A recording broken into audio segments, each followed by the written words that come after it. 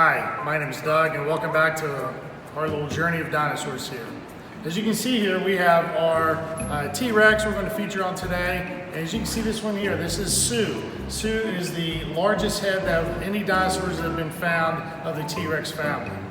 The funny part about Sue is that she was kind of found by dumb luck. We had a situation in one of the other videos that Mike talked about. Car broke down, she went out to look around and she found this thing right here. Sue can be found in the Field Museum in Chicago, Illinois, and I'm going to talk to you a little bit about some of the different parts of it. For instance, what I got right here, if you look at all the teeth of Sue and see how mammoth they are, if she didn't get you with these teeth right here, she's going to get you with these claws. These claws are sharp as razors. We're not able to see the sheaths on these because they're being organic and they wouldn't be able to fossilize, but we were able to take a look at the claw and you can see it this. And then also, it had a pinky on it. If you can look here, this little bone that through time, actually it was probably the same size as their claws, but through evolution, it was able to find itself to be disappearing later on down the road. So again, with these claws right here, if they didn't get you with these things right here, they were definitely going to get you with the claws. So. One of the other things I want to discuss about is the teeth. Now, as you can see, as mammoth as these teeth were, as you can see in comparison to this one, the teeth would go up into the upper part of the up to their part of the gum area, and this is the part that would be exposed. This is the world's largest tooth found to date. This thing's over 10 inches long, and those who are in the business, you're looking at T-Rex teeth being valued about $1,500 to $2,000 an inch. In this case right here, we probably got about $20,000 worth. However, but this one being the world record, you can probably pay for college, you can probably pay for your master's degree, maybe a little bit of your doctorate if you guys would ever find yourself with one of these and able to sell it. The teeth, again, being a very important part of the feeding process with our T-Rex, as they're curved like this, kind of like our previous video on the Allosaurus or the Tarbosaurus. And what that would do is that they would go into the flesh, it would pull back, and this serrated edge, which would be equal to like a steak knife, would be able to tear away the skin so they're able to feast on their prey for that day.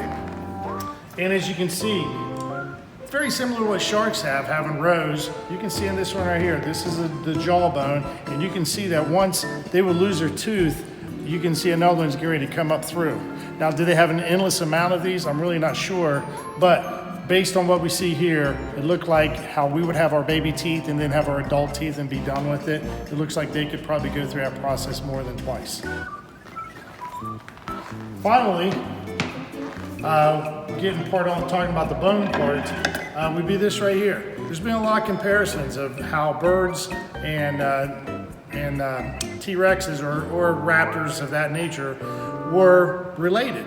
And with this is the actual wishbone of a T-Rex. So at Thanksgiving time, when we carve the turkey, we get all the meat cut off, we have the wishbone. People use it as a tradition where they would break the wishbone, and whoever had the biggest part, their wish would come true. In this case, like I said, if you're looking at the underbelly, I guess compared to our sternum on our body, from this area right here, you can probably find out more on the lower part of the body of the T-Rex. Again, I don't know if we would get any kind of a wish out of this. What I love about it is when kids see this, they think it's either a boomerang or maybe a rotten banana phone, or my favorite, the biker mustache. And then finally, before we wrap things up, I want to talk about this. I ask kids all the time, what part of the T-Rex would this be?